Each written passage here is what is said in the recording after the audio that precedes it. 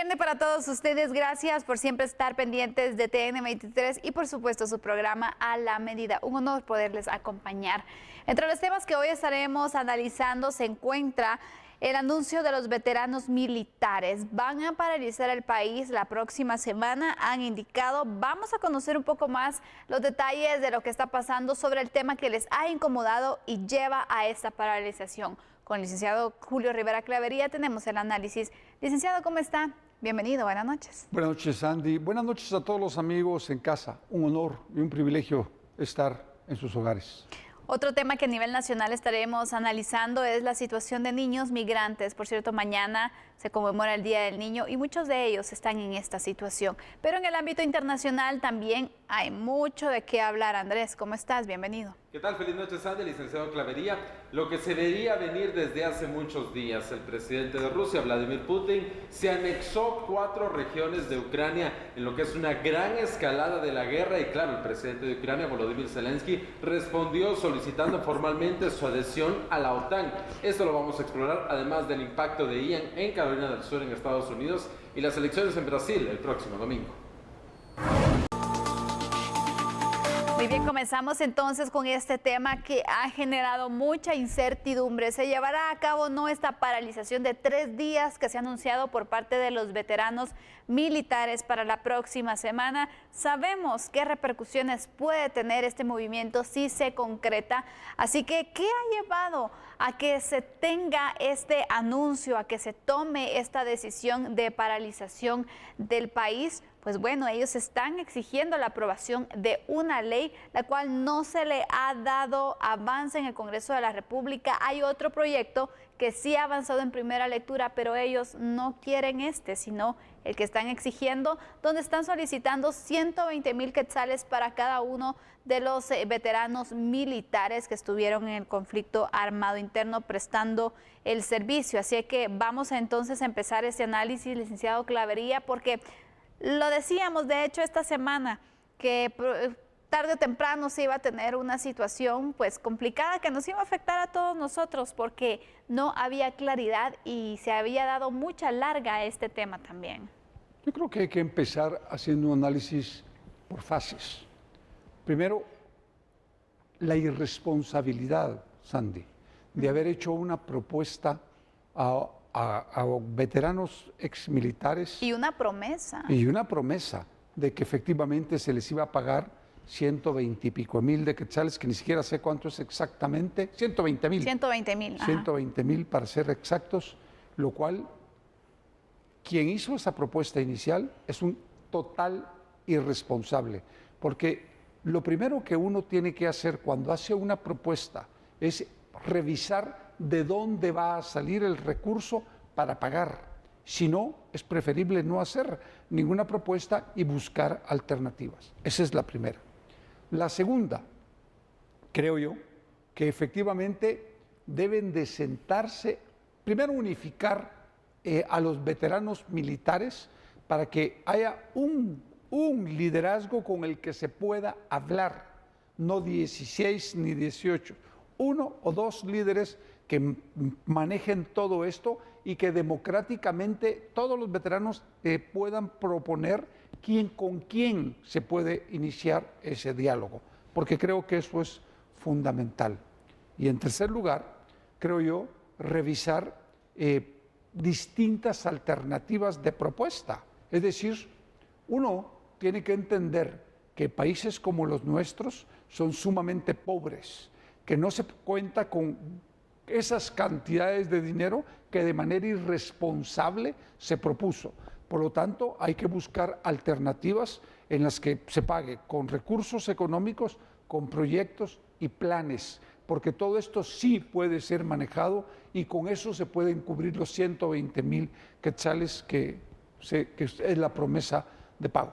Pero aparte de esto, es que todavía no está preparada la forma de control para otorgar el dinero. ¿Por qué? Porque no se tiene un listado oficial, no se ha presentado una manera de decir, bueno, son 120,000 quetzales los que se le va a pagar a tantas personas, aquí está el listado y aquí vamos a tener entonces el control de cómo se les va a ir otorgando, porque también no es solo aprobemos y ahí miramos cuántos son después. No, esto tiene que ir planificado, tiene que ir presupuestado también, porque ¿de qué sirve aprobar una ley si no se va a tener el recurso para hacerla viable, para poder entonces ejecutarla? Es que este es otro de los problemas. Con aprobar una ley no es que, bueno, nosotros la aprobamos y le heredamos el problema a finanzas, por ejemplo, y hay que miren ellos cómo les va.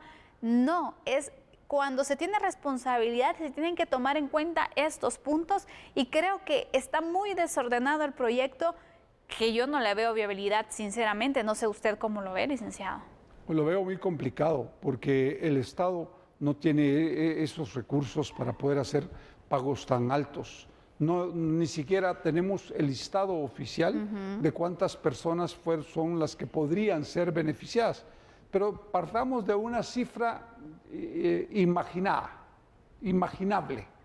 O sea, una hipótesis, 50,000 veteranos. Multiplíquelo por 120,000 quetzales y le va a dar miles de millones de quetzales. Y de esto, para estos pagos no hay recursos. No. Por eso es que yo insisto, hay que actuar con seriedad y con responsabilidad de ambos lados, tanto en el Estado como con los veteranos. Es decir, usted no puede iniciar una negociación con 25 grupos. No. Usted puede iniciar una negociación con 3, 4 líderes y con ellos entender que puede llegarse a un acuerdo y que todo el mundo va a apoyar esos acuerdos. Eso es en lo que se hace cuando se va a negociar un pacto de condiciones colectivas de trabajo, cuando se va a negociar cualquier tipo de cosas. Así es. Por lo tanto, es muy importante. Y los listados, porque sin estos listados, ¿quién prestó servicio militar? ¿Cómo comprobarlo también? Por eso, ¿quién lo prestó? Tendríamos que tener el listado aprobado por el Ministerio de la Defensa Nacional y sobre esa base comenzar a pensar qué es lo que se va a hacer. Vamos a ir con unos datos porque vamos a explicar la propuesta o el proyecto de ley 5664, que es el que están solicitando los veteranos militares que se aprueben, y cuál es el proyecto que ya empezó a avanzar. En primera lectura al menos se aprobó.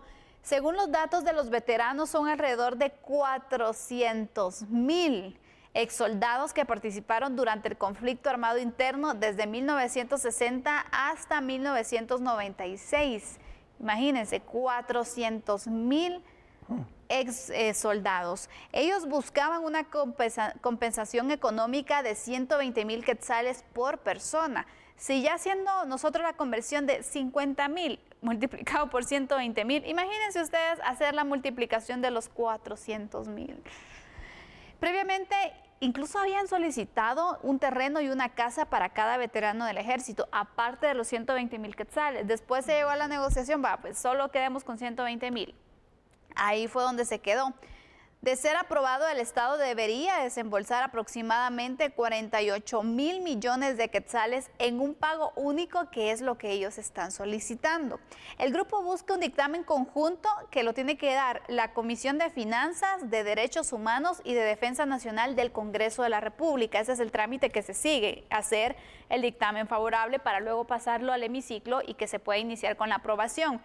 Pero ¿qué ha pasado entonces y por qué ellos están molestos? Hay un proyecto que ha avanzado en el Congreso de la República que pues ya fue aprobado por la Comisión de la Defensa del Congreso. Incluye un aporte de 36,000 quetzales por cada beneficiario. Durante 3 años se darían estos 36,000, que se estaría entonces otorgando 1,000 quetzales mensuales a cada uno, pero ellos no quieren este proyecto porque obviamente está alejado a la cantidad que ellos están solicitando. De 120,000 pasar a 36,000 hay una diferencia considerable. El Ministerio de la Defensa deberá elaborar las listas de los beneficiarios, el Ministerio de Desarrollo Social estará encargado de los pagos, esto es lo que se ha establecido, y cada beneficiario deberá inscribirse a un programa que incluye proyectos ambientales. Esto es lo que estipula el proyecto que ya ha ido avanzando en el Congreso, pero los veteranos no están de acuerdo. Y el Ministerio de Ambiente también deberá trasladar informes sobre los resultados de los trabajos que ellos realicen. Además, la Comisión de la Defensa Nacional del Congreso debe recibir un informe semestral de los pagos y los trabajos realizados también para verificar que estén cumpliendo con lo estipulado. Esta es la iniciativa que ya va avanzando en primera lectura, también en el Congreso de la República, pero es la que ellos no quieren. Ellos están buscando las 56, 64 y no quieren otro proyecto, sino que sobre esto es lo que quieren negociar ellos y que se pueda entonces avanzar, pero hay que mencionar, este proyecto de ley todavía no ha iniciado su trámite, es decir, no cuenta con un dictamen favorable porque hay 3 comisiones del Congreso que deben darlo y pues hasta el momento ninguna ha decidido entonces avanzar y poder entonces dar ese dictamen favorable para que pueda avanzar en el proceso. Y esta molestia ha llevado entonces a anunciar la paralización del país, los bloqueos durante esta semana por 3 días, según se indica. Grandes son las repercusiones que se podrían tener en todos los sentidos, en la circulación, en la economía, sobre todo, que sabemos lo que representa un bloqueo, licenciado Clavería. Claro, el problema es que los bloqueos, igual que cuando los hacen con las otras organizaciones en Guatemala que bloquean todo el país, lo único que hacen es producir graves daños a la economía y que al fisco no entren recursos. Por lo tanto, al final, si no se pueden pagar los 120,000, porque 45,000 millones de quetzales, ¿de dónde los va a sacar el Estado para una inversión de pago única? Es decir, no tiene lógica, no se puede, ese dinero no se puede conseguir. Yo creo, y vuelvo a insistir, yo creo que el diálogo es fundamental, pero no puede usted dialogar con 40 organizaciones o con 20 o con 10. Se tiene que poder sentarse a hablar con 3 o 4 líderes, que es lo que hemos venido planteando, y entender algo que es fundamental y que yo estoy convencido que lo pueden entender los veteranos.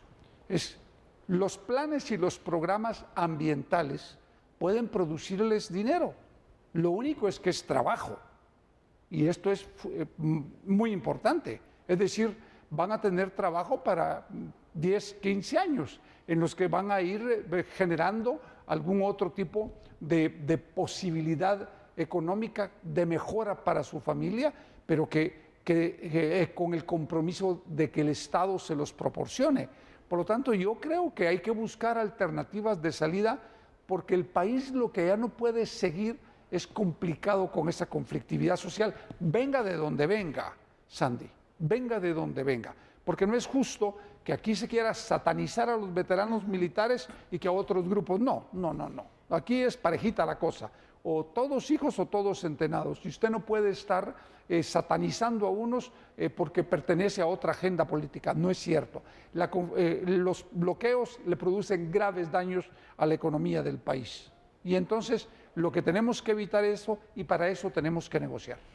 Cuando se iniciaba o se retomó de una manera más fuerte este tema, yo recuerdo que en su momento pues también se tuvo la conversación con algunos diputados y ellos dijeron, bueno, para empezar a ver el tema, primero que el Ministerio de la Defensa pueda crear los listados, pónganse de acuerdo y vamos a iniciar.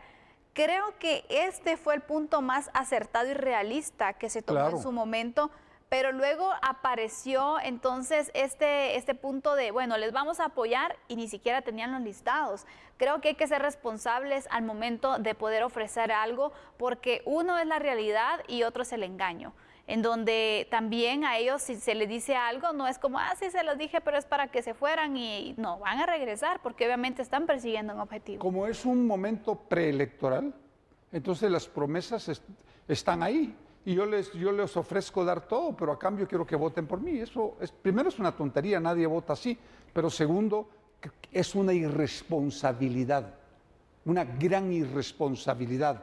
Usted no puede prometer algo con lo que no puede cumplir. Lo primero, como usted muy bien lo dice, ¿cuántos son? Es lo primero que yo me pregunto. Es decir, si son 50,000, 100,000, 150,000, 400,000 o 1,000,000, no sé. Entonces, cuando se entreguen los listados por el ente que los contrató, que es el Ministerio de la Defensa para el enfrentamiento armado, pues entonces sobre esa base se tendrá que negociar con los grupos que ahí estén representados. Pero insisto, esa negociación, esos acuerdos que hay que buscar, que es el mecanismo, el diálogo tiene que ser el mecanismo, debe de ser con la gente que ustedes mismos, los veteranos, puedan proponer. Ustedes mismos deben de proponerlos para evitar que cualquier otro agente se pueda aprovechar. Esto es bien importante. Sí.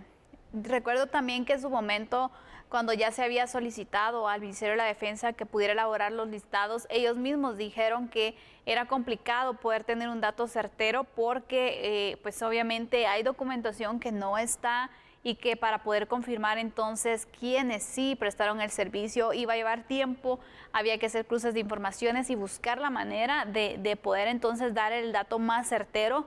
Pero ahí se planteaba entonces lo complicado que puede ser establecer quiénes realmente estuvieron prestando servicio en el conflicto armado interno. Entonces, desde ahí veíamos la complicación que se podía tener y creo que ahí se quedó el tema y luego pues pasaron ofrecimientos distintos que dieron otra esperanza a los militares, a los veteranos militares. Entonces, de ahí se viene arrastrando el tema y no se ve la consecuencia que se puede tener al final. Así que veremos, licenciado Clavería, si la próxima semana se concreta este anuncio. Recordemos que ellos en anteriores ocasiones ya han indicado que van a paralizar el país y efectivamente lo han hecho bloqueos. ¿Por qué? Porque se han dado cuenta también que lamentablemente en el país, si no hacen entonces un gran movimiento, un bloqueo, no llaman la atención de las autoridades. Entonces, veremos, hay que estar preparados y estar pendientes también de las noticias porque estaremos dándoles a conocer si se concreta o no y cuál es el panorama que nos tocará vivir la próxima semana. Cerramos así este tema y vamos a continuar entonces con otras informaciones. Y de esta manera, pues vamos a la pausa, regresamos con el análisis de los niños y las deportaciones. Con su ropita sucia, otros con lágrimas en el rostro por no saber qué pasaba. Este era el escenario del grupo de 59 menores que descendió del avión procedente de McAllen, Texas, y que fue deportado a la Fuerza Aérea, junto a su mamá y en algunos casos con su papá. La búsqueda de la mejora económica hizo partir a estas unidades familiares. Bien, porque lo llevaba a ellos. Ajá. ¿Cómo se llaman los pequeños? Jared y Joan. ¿Esperabas brindarle una mejor oportunidad de vida? Sí. ¿Te esperaban allá en Estados Unidos? Sí, mi mamá. Tu mamá. ¿Y se rompe esa esperanza o volverás a intentarlo? Ya no. ¿Cuántos días estuvieron detenidos? En migración 4. En el Centro de Atención para Refugiados se les brindó un momento de alegría para superar el evento traumático. Hemos visto esa reacción por parte de los niños que cuando vienen acá no saben qué es lo que está sucediendo, qué está pasando. Es por eso que esa primera impresión de nuevo a suelos guatemaltecos sea una impresión, digamos, con un payaso, con un mimo, un regalo. Asimismo, se está a la espera de más deportaciones en los últimos 3 meses del año. Tenemos aproximadamente entre 12 a 15 vuelos por semana. Estamos a la espera de ver si podemos o si nos mandan más. La lista, la intención es recibir a los guatemaltecos de una mejor manera, lo más rápido posible, de una manera ordenada y de una manera donde sean bien atendidos. Tenemos la coordinación de más de 15 instituciones que entre todos buscamos la mejor solución a cada caso. Bueno, mañana se conmemora el Día de los Niños y hablemos de las realidades que los niños en nuestro país viven, desde pasar por situaciones de pobreza, de desnutrición, como la migración, que cada vez vemos más menores de edad acompañados y no acompañados que están arriesgándose en este viaje ilegal hacia los Estados Unidos. Varios de ellos han sido interceptados, han sido detenidos y enviados de vuelta hacia nuestro país en muchas ocasiones los padres pues solo llegan y nuevamente estos niños inician el recorrido para tratar de llegar, en ocasiones por reunificación familiar y en otras porque la situación económica pues no es la mejor para la familia y busca entonces pues viajar y buscar mejores oportunidades para ellos. Licenciado Clavería, es un panorama bastante triste para estos niños porque uno representa mucho riesgo para ellos este viaje. De verdad, el peligro se aumenta para ellos porque no solamente de caer en redes de tratantes de personas para otros fines, sino también imagínense el recorrido, las condiciones que les toca pasar muchas veces para pasar al lado de los Estados Unidos.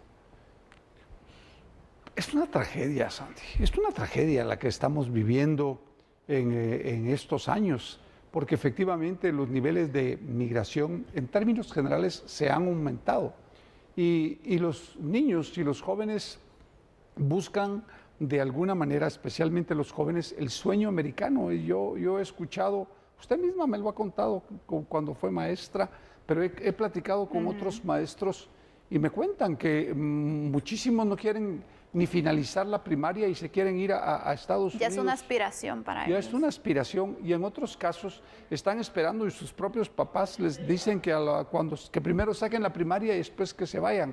Es decir, no estamos haciendo el trabajo como sociedad bien, porque efectivamente nosotros deberíamos de preocuparnos y ser solidarios por atraer inversión para que efectivamente hayan puestos de trabajo y que la gente viva dignamente. Suena como muy utópico, pero se puede hacer.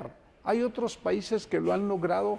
Sí, la pobreza no va a terminarse, pero usted va a tener niveles de pobreza distintos que le permitan a la gente por lo menos vivir en condiciones dignas y comer, tener acceso a algunos servicios, si no a todos, pues por lo menos a algunos, cuando lo ideal sería tener acceso a todos.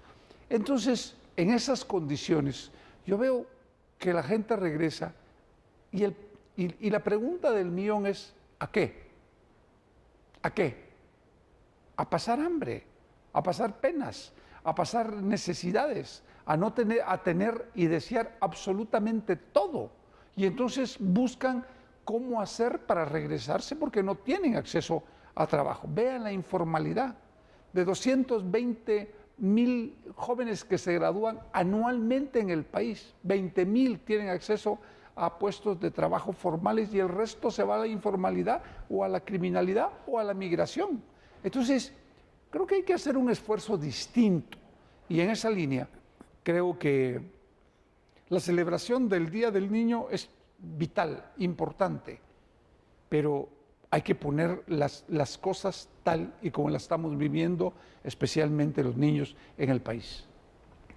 Sí, la verdad es de que vemos que el aumento de la migración se da incluso en este sector y esto es lo preocupante porque vamos viendo también que se va arrastrando a esa niñez que en muchas ocasiones sufren de verdad distintas vulneraciones a sus derechos, empezando en el país porque no se cumple entonces con los derechos básicos para ellos, la educación, por ejemplo, muchos no tienen el acceso y en otras ocasiones también durante este recorrido, licenciado Clavería, y el punto es que pareciera que no nos importara la niñez, porque no se ven mejoras y no se ve entonces que se tenga pues algún incentivo para que ellos puedan permanecer en el país y no se estén arriesgando, porque si para un adulto es muy arriesgado y peligroso este camino, no digamos para un niño. Yo le pregunto a los guatemaltecos, ¿usted se recuerda el caso de aquel jovencito de 14 años, sololateco, que murió en Estados Unidos y que cuando lo trajeron los papás dijeron que lo autorizaron para irse? Y entonces la pregunta del millón es, ¿en dónde empieza y en dónde termina la responsabilidad de los padres? Esa es la primera. Pero la segunda es, hay que pensar, hasta para traer los hijos al mundo, hay que pensarlo mucho y hay que planificar, porque de otra manera, simple y sencillamente se traen para seguir pasando grandes necesidades y penas. Y las familias numerosas en este siglo ya no van, Sandy. Y entonces el esfuerzo tiene que ser para que solucionemos los problemas que tenemos y generemos oportunidades para los jóvenes y para los niños, que serán los hombres del futuro. Por ahí creo yo que hay que irse, y de verdad yo lamento muchísimo cuando veo esto, porque no veo salida fácil cuando la gente retorna, no veo salida, Sandy, por más que les digan que ahí los están recibiendo con dulces, con galletas y con cosas para un momento de solaz esparcimiento. Eso no es lo que esta gente necesita. Lo que esta gente necesita es trabajo, y eso es lo que hay que impulsar y buscar. Definitivamente. Vamos a ir con unos datos, porque es importante también ir marcando ciertos datos estadísticos que claro.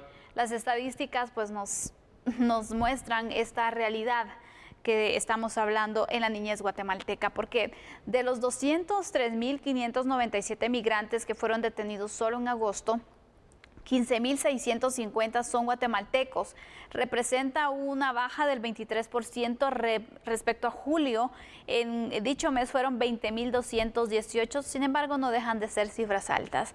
A un mes que concluya el año fiscal 2022 en los Estados Unidos, que comprende de septiembre de 2021 a octubre de 2022, han sido detenidos 216.192 compatriotas, pero en el 2021 fueron 283.035. En este año, los 3 meses con mayor flujo de detención fue junio, mayo y marzo. Vamos con otra información, porque cada vez es más la cantidad de menores de edad que tratan de llegar solos o en compañía de adultos hacia los Estados Unidos de América.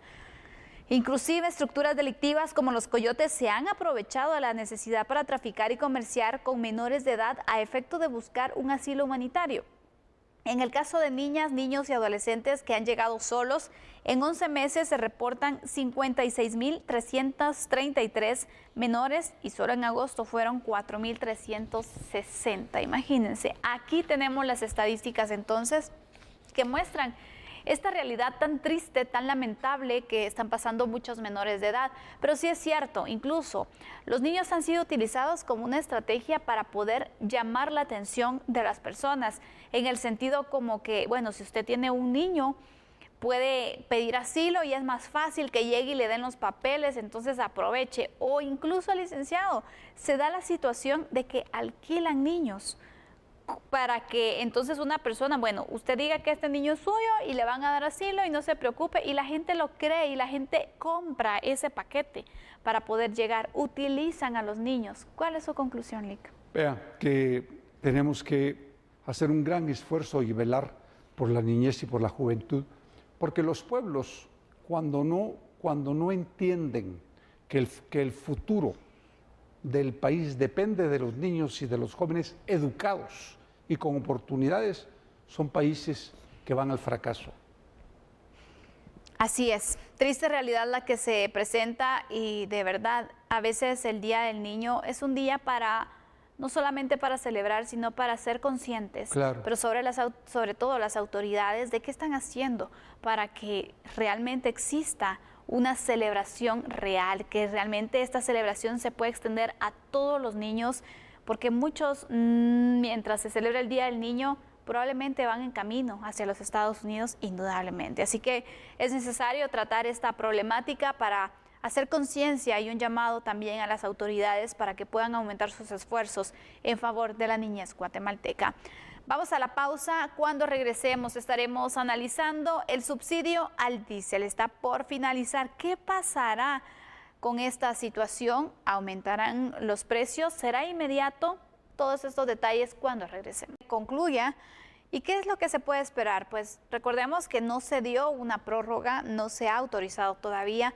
Hay que estar pendientes para que, si esta semana en las sesiones del Congreso se pueda plantear y se pueda entonces aprobar una prórroga. Recordemos que también el diésel ha recibido ya varios subsidios, de hecho, a raíz del aumento que se ha tenido en los combustibles, y sobre todo entonces promoviendo que el diésel, que es utilizado en muchas ocasiones para los transportes, el traslado de las mercaderías, que distintos productos han tenido aumento, pues poder paralizar este aumento y poder entonces crear una estabilidad también para que no nos veamos afectados con el incremento constante de los diversos productos. Ahora que finaliza este subsidio, licenciado Clavería, muchos el temor que tienen es que inmediatamente empiece a aumentar todo, pero también hay que hacer la aclaración, no se tiene que dar inmediatamente ese aumento. ¿Por qué? Porque hay un margen también en el que todavía tienen que hacer inventarios, entonces es un margen de unos días para ver qué es lo que podría pasar, si se aprueba o se prorroga este subsidio o si definitivamente nos tenemos que ir preparando para un aumento de los precios. Fíjese, Sandy, que yo creo que hay que prepararse para dos cosas distintas. Una es para que efectivamente veamos que se va a incrementar la canasta básica ampliada, las medicinas, absolutamente todo se va a aumentar. Porque el diésel juega un papel determinante en el transporte de todo tipo de mercancía a nivel nacional. Y eso hay que tomarlo muy en cuenta. No sé si al final el gobierno va a decidir ampliar o prorrogar el subsidio o no. Pero paralelamente creo que deberíamos de estar pensando en buscar nuevas fuentes de generación eléctrica. De verdad, miren, ya llegó el momento. En otros países del mundo ya se viene haciendo desde hace muchísimos años y entonces la energía y la producción no depende única y exclusivamente de los combustibles fósiles, o sea, del petróleo, sino que se utiliza la energía solar y se utiliza la energía eólica, que dan buenos resultados. Sí que la inversión es muy grande, pero hay que comenzar a hacerlo. Aquí hay empresarios que ya empezaron a hacerlo, pero hay que incentivarlo por parte del gobierno. Eso es lo primero. Segundo, comenzar a importar transporte eléctrico y toda la logística que se necesita para que funcione. Yo he tenido oportunidad de ir a ver varios carros eléctricos y déjeme comentarles rápidamente. Usted puede con una carga, fui a ver un chino ya, el último que fui a ver, y con una carga de eléctrica puede manejar 360 kilómetros y la carga eléctrica le cuesta 12 quetzales. O sea, sí se puede cambiar. Lo que pasa es que se necesita la logística y en ese sentido el Estado debe de hacer un aporte no económico, sino un aporte legal que permita que otras empresas internacionales puedan venir a Guatemala y comenzar a trabajar en estos temas. El problema es que aquí los intereses son económicos y muchísima gente quiere meterse sin importarle lo que el pueblo necesita y lo que los guatemaltecos necesitamos para podernos movilizar y para que la canasta básica se mantenga estable, al igual que las medicinas. Sí, en este punto de los vehículos eléctricos ya en el Congreso se dio una autorización, una aprobación también para poder fomentarlo, pero sabemos que es un tema que todavía falta para que nuestro país empiece a impulsarse. Ya hay interés, por cierto, de poderlo tener, incluso de poder entonces trasladar o traer estos vehículos para la venta, pero hacía falta ese incentivo que ya se ha ido avalando, pero todavía no se ha logrado concretar la forma en la que se va haciendo. Entonces vamos atrasados también y hay que ver otras alternativas, como usted bien lo mencionaba, licenciado Clavería, porque es importante no atenernos a que esta situación entonces la economía tenga tantas variaciones y que siempre vayan a afectar al consumidor final, porque estamos hablando de los productos diversos, que ¿qué producto no necesita su traslado? Es decir, aquí vemos entonces que se va a afectar en todos los sentidos. El transporte también, que por cierto, desde la pandemia se ha visto afectada todas las personas que necesitan trasladarse utilizando el transporte público, han tenido que pues ver cómo le hacen para poder pagar el aumento que se ha dado y que nunca se quitó, se quedó establecido y que no sabemos entonces si van a continuar, porque lamentablemente también se ha dado una situación que incrementan el precio del pasaje, pero ya nunca le bajan, porque también hace falta también sanciones más drásticas, controles mayores para poder de esta forma pues garantizar los derechos del consumidor y los usuarios, que creo que es importante también cuando se dan crisis como las que estamos viviendo económicas, y para que se tenga entonces al final que sean vigilantes de la situación y ver si existen las condiciones para estos aumentos o si hay un aprovechamiento, porque también se ha dado esta situación. ¿Qué se va a dar? Es que se va a dar seguro, Sandy, segurísimo. El acaparamiento y la especulación en la medida que hay crisis se da, y eso es una realidad. Por eso es que es tan importante pensar en nuevas formas de generación de energía para no depender única y exclusivamente del petróleo, porque ¿quién le impone los precios? Los precios se lo imponen en lo internacional. Así es. Pero al final, a ellos no les importa si nosotros, si usted o yo, o todos los guatemaltecos que me están viendo, usan o no su vehículo, les vale madre. Es que les vale madre. Entonces, simple y sencillamente, si usted paga, pueden moverse, y si no, no se mueve. Bueno, esto implica cambios, pero hay que hacerlos. Yo sé que esta ley se aprobó hace poco tiempo, pero lo que hay que hacer es favorecer a las empresas que puedan entrar a Guatemala a generar energía y atraer estos vehículos. Por ejemplo, para ir terminando, el ferrocarril. ¿Por qué no implementar nuevas rutas del ferrocarril para bajar los precios del transporte y que efectivamente los productos tengan un precio mucho menor? Porque el transporte de la mercancía única y exclusivamente en vehículos pesados es muy caro. O sea, hay que buscar muchas alternativas si realmente queremos favorecer a la gente. Ahora, si el tema es única y exclusivamente que se sigan enriqueciendo los que siempre se han enriquecido y las grandes empresas, esos son otros 100 pesos. Exactamente. Vamos a ir cerrando con unos datos también que tenemos preparados para ustedes, que creo que también es importante para marcar la conclusión de este tema, porque hay que mencionar que el Ministerio de Energía y Minas publicó los precios máximos de referencia para la ciudad de Guatemala en modalidad de autoservicio de los combustibles: 32 quetzales con 46 centavos para la gasolina regular, 33 quetzales con 71 centavos para el galón del súper y también 29 quetzales con 10 centavos para el galón de diésel. Únicamente el precio del diésel incluye el apoyo social temporal que vencerá en unas horas y que consiste en 5 quetzales por galón este subsidio. Y ampliando los detalles, el subsidio fue aprobado en su momento como medida paliativa ante el alza internacional a los precios de los combustibles y los efectos de la pandemia del COVID-19. Benefició principalmente a los sectores vinculados con el transporte, producción y distribución de bienes o de productos. Y hay que mencionar que se tomó en consideración que el diésel es el 50% del carburante utilizado para el transporte público y el transporte de carga en el país. Por eso entonces se le dio continuidad y ya no se continuó con el subsidio a la gasolina superior y regular, que en su momento también se otorgó para todos los usuarios y consumidores. Así es que esperaremos entonces qué decisión toman los diputados, se amplía o no este subsidio. Siempre al tanto de lo que pueda ocurrir para verificar también y poder prepararnos ante una posible alza. Licenciado Clavería, así cerramos nosotros esta semana de análisis. Gracias por acompañarnos y compartir aquí también esos criterios que usted tiene sobre los distintos temas nacionales que aquí abordamos. Que tenga un excelente fin de semana y el lunes nos vemos nuevamente para continuar en el análisis. Gracias, Sandy. Igualmente para usted un lindo fin de semana y por favor que todos tengan un bonito fin de semana en casa. Y antes de irnos a la pausa, le vamos a presentar esta noticia porque las autoridades de aduanas dieron a conocer la situación actual del movimiento aduanero aéreo y marítimo en el territorio nacional. Directamente por el huracán Ian en materia aérea no ha perjudicado.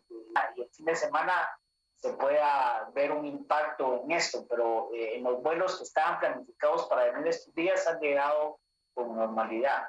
Ahora en el plano marítimo también, según la coordinación y según el monitoreo que tenemos con los diferentes puertos marítimos, aún la operación sigue en los niveles regulares que tienen que estar normales y esperamos que no tengan un impacto. Por el momento continúa el monitoreo y se espera un cambio en el ritmo durante el fin de semana. Ahora vamos a tratar un tema legal que se conoce en Torre de Tribunales porque se aplazó y se reprogramó para la próxima semana la primera declaración de algunos abogados penalistas capturados por apropiación ilegal de propiedades. El pasado 27 de septiembre, la Policía Nacional Civil y el Ministerio Público capturaron a 6 personas por la posible comisión de los delitos de falsedad ideológica, asociación ilícita y usurpación agravada. Una investigación preliminar del equipo de estafas del registro de la propiedad de la Fiscalía del Distrito Metropolitano estableció que una agrupación criminal utilizando la intimidación, amenazas y uso de armas se apropiaron de algunos bienes muebles en la ciudad capital. Para este viernes 30 de septiembre, en el Juzgado Sexto Penal, iniciaría la primera declaración de los indicados Eddie Enríquez Yupoac, Tereso Cruz y Cruz, Carlos Arístides Benavides Corado, Vivian Adali Aguilar Gómez, Santos Evelio Martínez Dávila y Mildred Magalí Morales Ambrosio. La diligencia se canceló y se reprogramó para el miércoles 5 de octubre. El Ministerio Público presentó una excusa para no presentarse a la indagatoria. La próxima semana, a puerta cerrada, en el Juzgado 6 Penal, se iniciará a conocer, analizar y resolver la situación legal de las 6 personas detenidas. El caso tiene reserva judicial a petición del ente encargado de la persecución penal. Es momento de hacer una pausa. Regresamos enseguida con noticias internacionales. El presidente de Rusia, Vladimir Putin, firmó varios decretos este día para anexar territorio a Rusia, territorio ucraniano que está siendo ocupado por las tropas rusas en una fuerte escalada de la invasión. Este fue el momento en el cual el presidente Vladimir Putin estaba firmando ese decreto que anexa estas 4 regiones, Donetsk, Lugansk, Gerson y Zaporilla. El presidente de Ucrania respondió con una solicitud de ingreso a la Alianza Militar Occidental de la OTAN. La apropiación de tierras ucranianas y la firma por parte del presidente ucraniano Volodymyr Zelensky de ingresar a la OTAN, dijo que es una solicitud acelerada de ingreso a la OTAN, así lo dijo Zelensky, pone a ambos líderes en un curso acelerado de colisión, de enfrentamiento, aumentando los temores de un conflicto mucho más abierto entre Rusia y Occidente y, claro, mucho más peligroso. Putin prometió proteger las regiones recién anexadas de Ucrania por todos los medios disponibles. Otra vez, una amenaza nuclear que hizo el Kremlin en esta ceremonia de firma en la que avaló la anexión de estas 4 regiones y en la que además criticó furiosamente a Occidente, acusando a Estados Unidos y sus aliados de buscar la destrucción de Rusia. Zelensky realizó su propia ceremonia en Kiev, en Ucrania, dando a conocer un video en el que se le ve firmando los documentos que, según dijo él, eran un pedido formal de membresía en la OTAN. Putin ha insistido repetidamente en que cualquier posibilidad de que Ucrania se una a la alianza militar es una amenaza seria y la citó como una justificación para su invasión, que es la mayor guerra terrestre en Europa desde la Segunda Guerra Mundial. En su discurso, Putin instó a Ucrania a iniciar negociaciones de paz, pero insistió en que no abordará la devolución de las regiones ocupadas.